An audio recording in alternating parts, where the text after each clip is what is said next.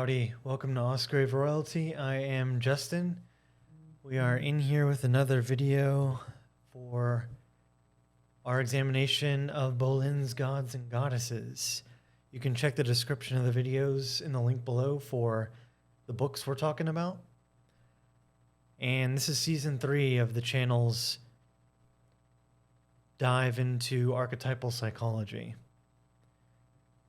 Season 1 covered the fundamentals of the theoretical foundations of archetypal psychology and what it's all about, what archetypes are, their role in survival and biology and psychology and all that.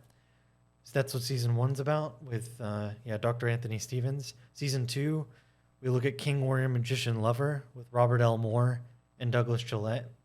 This is the application of the archetypes, using the archetypal theory to draw conclusions based on the practices of ancient cultures and how King, Warrior, Magician, Lover are masculine archetypes that can coalesce and tell us a lot about ourselves. And we're continuing in season 3 here with the gods and goddesses with an ultra subjective, probably the most subjective content, which is meant also for general audiences. So it's the furthest away from academic that we've gone so far. That being said, that's a good thing and a bad thing. And I want to focus on the good part of it, which is it's easy to understand, and the gods and goddesses are very specialized. Plus, they're awesome. They're cool. Like the Greco-Roman myths are just interesting. And like King, Warrior, Magician, Lover, it builds on myths and archetypes and all that one of the greatest civilizations on Earth indulged in, used on a day-to-day basis. Look to, like, the gods and goddesses were large in Greco-Roman life in various ways. It's good. It's combines that element with the mythological, with the archetypal, and it's a tool for self-knowledge, so we can learn about ourselves as well, and it kind of connects us to those old civilizations in a way. Anyway, as usual, I have too many notes here, so with that huge intro out of the way, let's get into it. So we're talking about Persephone, and Persephone is the third of, I believe she's the third, the third of what Bolen calls the vulnerable goddesses, that basically they're relationship-oriented, whose identity and well-being depend on having a significant relationship. They express the needs in women for affiliation. In their mythologies, these 3 goddesses were raped, abducted, dominated, or humiliated by male gods. Each suffered when an attachment was broken or dishonored. Each experienced powerlessness, and each responded characteristically. Hera, who we've talked about, with rage and jealousy, Demeter, who we just talked about, and Persephone with depression. Persephone being Demeter's daughter, by the way. Knowledge of Hera, Demeter, and Persephone can provide women with insights into their nature for the need of relationships and into the pattern of their reaction to loss. Now, when we say women or men or whatever, everyone has access to all the archetypes. Men have access to the feminine archetypes, the goddess kind of qualities, and women have access to the masculine archetypes, such as when we talk about the gods. We can do this because we have an anima and an animus, those psychological functions that allow us to access the contrasexual qualities of the other. By being more informed and by being more tied to the contrasexual, we embrace those elements in ourself, and it improves our relationship with the opposite sex. So the theory goes. When Hera, Demeter, or Persephone are the dominant archetypes, that is to say that dominant archetypes means the dominant predispositions of some given individual.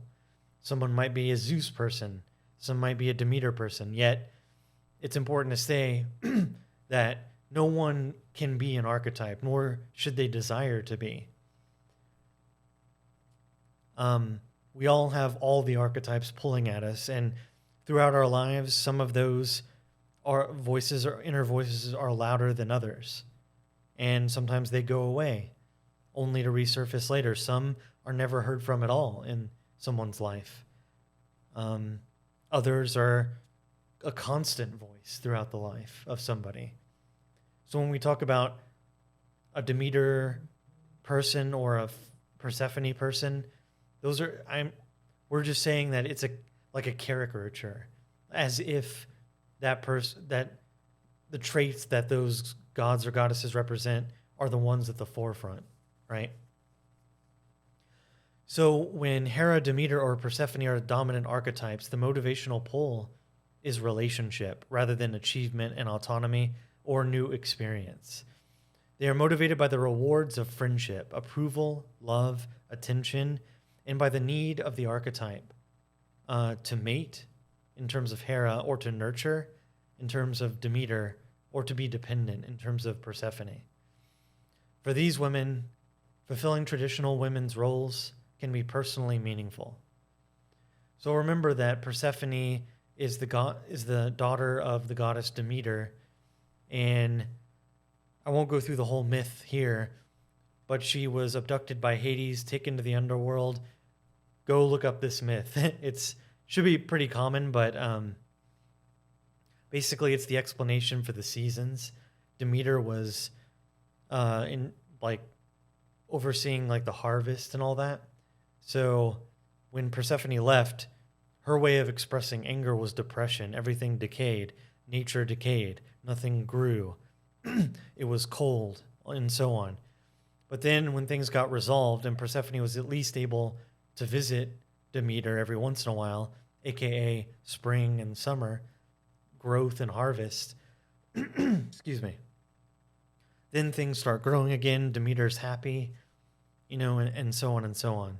So that's kind of the very gross TLDR of the myth that's relevant here with Persephone. So Bolen says, unlike Hera and Demeter, that are archetypal patterns linked to strong instinctual feelings, Persephone as a personality pattern doesn't feel that compelling. And this is very interesting. Persephone is actually one of the really unique and yet very common part of the archetypes. She's almost like a blank slate. She's not an overwhelming presence. Like Hera has an overwhelming urge to find the best husband. Demeter has an overwhelming urge to have babies. But Persephone doesn't really have a standout quality. And that is her kind of standout quality. It's her innocence. It's her predisposition to be acted upon. Bolen says Persephone, if Persephone is the structure within the personality, it predisposes a woman not to act, but be acted on by others in order to be compliant in action and passive in attitude. Persephone, the maiden, also allows a woman to seem eternally youthful. So there's kind of a seductive quality about Persephone as well. The goddess Persephone had two aspects, as maiden and as queen of the underworld. This duality is also present into the archetypal patterns. Women can be influenced, by one of the two aspects, can grow through one to the other, or can have both present in their psyche. And we're talking about the maiden and the queen. So as the maiden, she represents the young girl who doesn't know who she is and is yet unaware of her desires and strengths. Most women go through a phase of being the maiden before they marry or decide on a career. Other women remain maiden for most of their lives. This is Bolen speaking. So before she was abducted by Hades, she was la la la la la, skipping through the flowery fields, not a care in the world, beautiful, innocent young girl. Um, just kind of pure but naive. Mother's daughter. Persephone and Demeter represent a common mother-daughter pattern in which a daughter is too close to a mother to develop an independent sense of herself. The motto for this relationship is mother knows best. The Persephone daughter wants to please her mother. This desire motivates her to be a good girl, obedient, compliant, cautious, and often sheltered or protected from experiences that carry even a hint of risk. Although the mother appears to be strong and independent, this appearance is often deceptive. She may foster her daughter's dependence in order to keep her close, or she may need her daughter to be an extension of herself, through whom she can live through vicariously. Just reviewing my notes here. She is not sufficiently aware of herself to be able to give a picture of what her subjective life is like. She is generally unconscious. She doesn't analyze her motives. She just is. And for the most part, she is inarticulate. Again, she's just purely innocent, a child. Prior to her abduction, Persephone was a child woman, unaware of her sexual attractiveness and her beauty. This archetypal combination of sexuality and innocence permeates the United States culture, where the woman who is considered desirable is a sex kitten, a woman with a girl next door look posing nude for Playboy magazine. And Bolen is writing in the 80s and 90s, and maybe even earlier, based on what she did for research.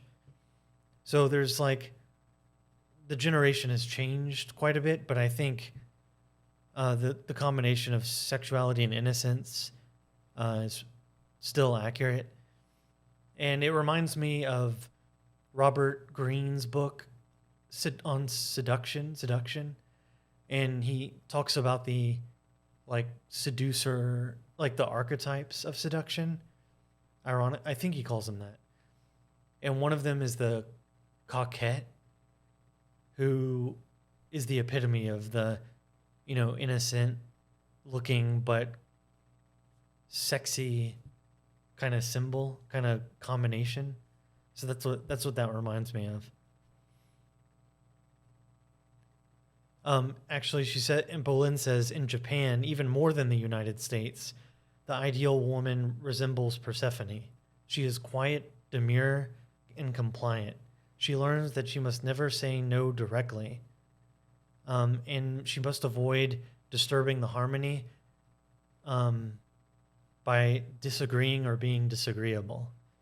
The ideal Japanese woman graciously remains present in the background, anticipates the needs of men, and outwardly accepts her fate.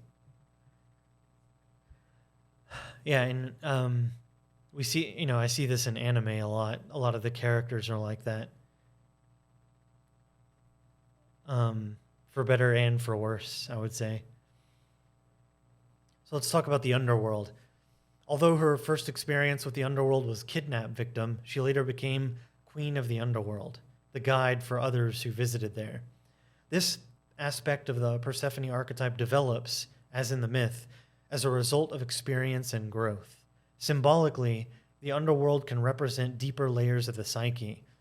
When these areas are explored in analysis, underground images are produced in dreams. Persephone, the queen and guide of the underworld, represents the ability to move back and forth between the ego-based reality of the real world and the unconscious or archetypal reality of the psyche. Again, we talked about how Persephone kind of symbolizes youthness, vitality, growth, spring, all of that. So in order to cultivate Persephone, to bring it out more in your life,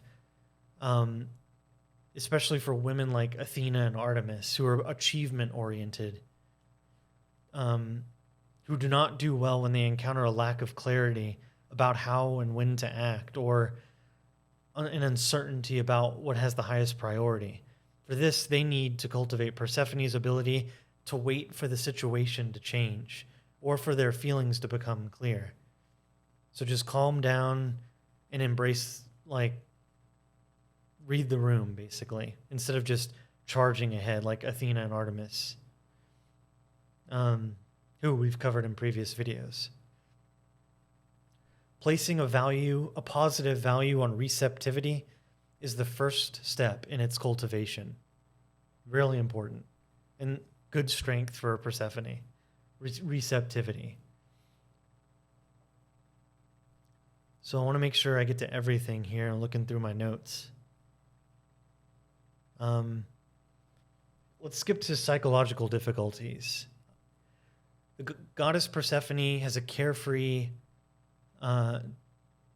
quality, and had it, like we talked about, carefree quality until she was abducted and raped by Hades, and was for a time powerless, captive, and unwilling bride. Although freed from her mother's efforts, she ate some pomegranate seeds, which meant she would spend part of the year above ground with Demeter and part of the time in the underworld with Hades. Like the goddess, the Persephone woman can evolve through these phases and mature in response to what happens to them. But they can also become stuck in one phase. The most formless and indistinct of the seven goddesses, she is characterized by a lack of direction and lack.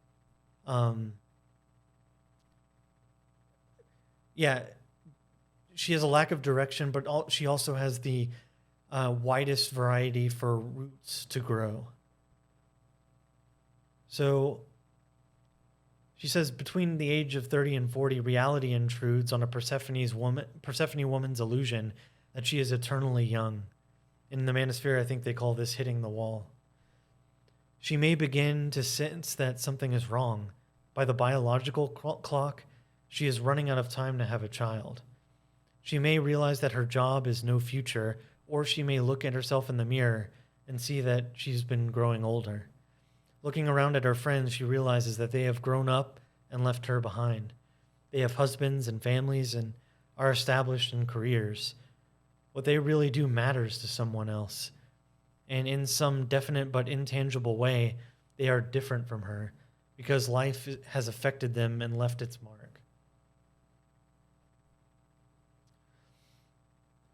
When Persephone was reunited with Demeter, the first question her mother asked was, "Did you eat anything in the underworld?" And she replied that she had only eaten some pomegranate seeds, and then lied. She had only done so because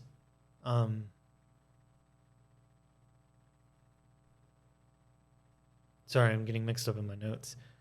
Persephone did what she wanted without disturbing the image her mother had of her, while giving the impression that she had no control over her fate and therefore could not be held accountable, which, she actually determined her own fate. By swallowing seeds, Persephone guaranteed that she would spend part of the time with Hades. And this is like something the Manosphere talks a lot about, how like women don't really like accountability. Like if they cheat on their boyfriend, it's because he drove them to it. She didn't have a choice. If she divorces her husband, it's because he did something. She didn't do anything. She didn't want to get a divorce, of course. Nobody wants that, but given what her husband was doing, she had to. She had no choice. Or like, I have to keep my children from my husband. Because of him, XYZ, because of the economy or whatever. It can't be that she'll never take responsibility for, no, she ate the pomegranate seeds, right? Bolen says, and this is what the Manosphere has just a lot of contempt with when it comes to men and women dealing with each other. Bolen says deviousness, lies, and manipulation are potential character problems for Persephone women. Feeling powerless and dependent on others who are more powerful, they may learn to get what they want indirectly.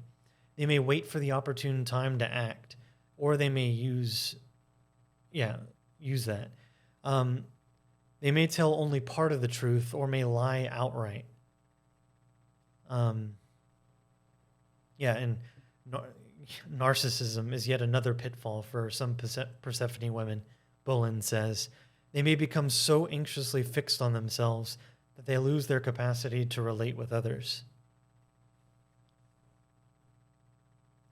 Let's see. A Persephone woman is also susceptible to depression when she is dominated and limited by people who keep her bound to them. Bolen says, during part of her myth where she was captive in the underworld, Persephone was a sad maiden who did not eat and did not smile. Her personality recedes even further. Her passivity becomes even greater, and her emotions are inaccessible. She seems wispy and insubstantial. While a depressed Demeter is an enormous presence in the center of a household, a depressed Persephone seems to disappear in the back of the room. Some ways to grow. To make a commitment, a Persephone woman must wrestle with the maiden in her. One way to grow is getting in touch with Aphrodite and becoming more sexual. So, just looking through my notes here. Yeah, Persephone is more of like an introverted sexuality or dormant, but Aphrodite can help awaken that.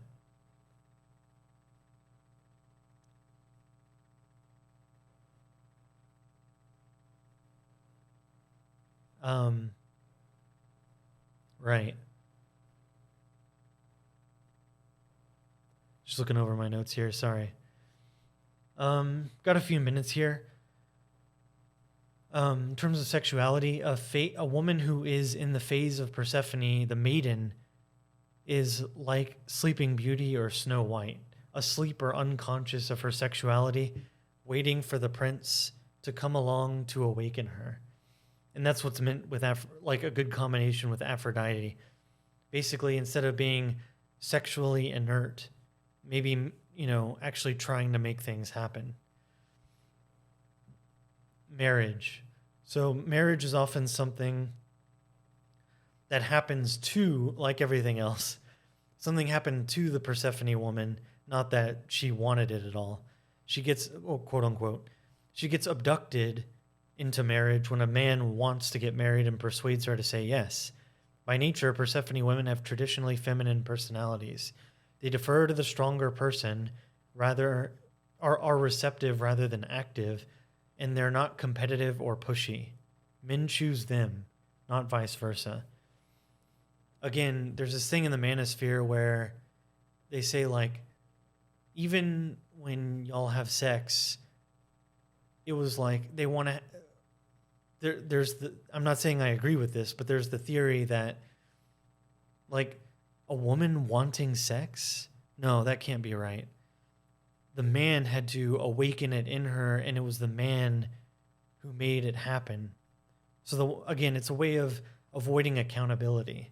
Like, yeah, I slept with him, but he did X, Y, and Z, so, I had to. Like, she had no choice. Like, she's a leaf blowing in the wind. And zero accountability for anything that results, and it's like a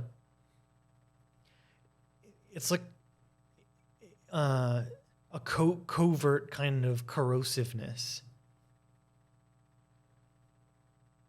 If somebody doesn't make a choice, you can't hold them accountable. Like the free will argument, right? If there's either free will or determinism. If there's free will, then people can be held, there can be an ethics, there can be right and wrong, because people have choices, and they can make good choices or bad choices, whatever. But if everything is determined, then we're just dominoes falling, and we're basically slaves to cause and effect. And if that's true, then even Hitler did nothing wrong, because he's just an effect. He's just another domino, based on how he was raised or the cause and effect around him. He has no accountability for anything. And that reminds me of Persephone. Good job, Justin. Hitler and Persephone. Yeah. Good comparison. But Persephone's just like, I'm not responsible for anything. I'm just totally innocent. It's strange. So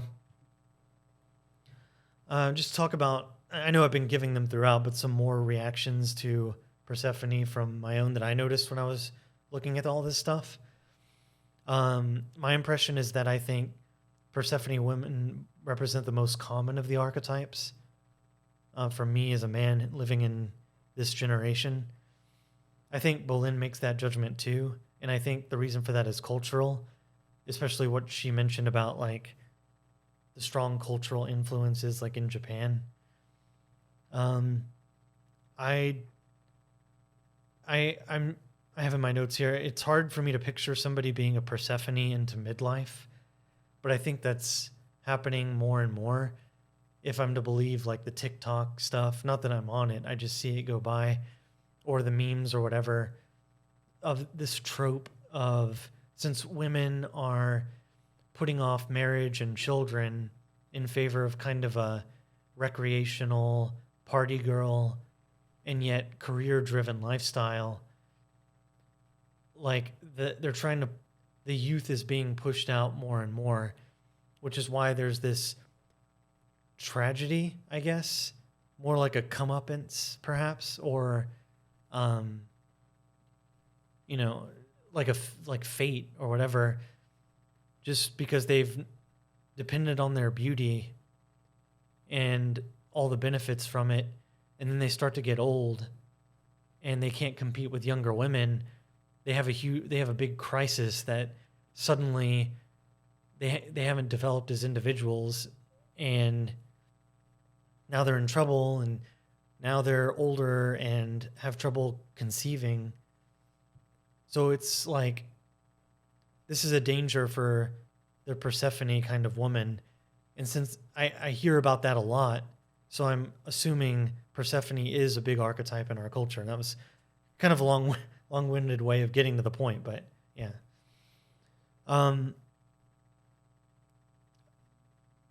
Everyone is innocent until they're not. And the break with innocence can take various forms and have various kinds of trauma that would cause people to awaken to other archetypes as psychological growth or protection to cope. What I mean here is I see Persephone kind of as kindling for a fire. And if that fire is lit, it can light up the growth of other archetypes. So Persephone, it may be heartbreaking to see a destruction, that purity and that innocence of Persephone broken. It may be painful, but that purity is not meant to last. It's better when it's reconciled and matured into something greater. So, I have in my notes here, I can say that extremely physically attractive Persephone women probably rule Western societies at the moment. Got the dating apps and what they call pretty privilege, and what I've been talking about in the manosphere. Like, they can, I'm not saying it's common, but I've heard like there are women who use their looks and go out on a bunch of dates to get free food. And then there's like the OnlyFans thing and simping and all that stuff. So they say, like, feminists say men rule society. I don't know. On the other hand, sometimes women can be super aggressive and have no Persephone, and it can be very grating and masculine coming from a woman.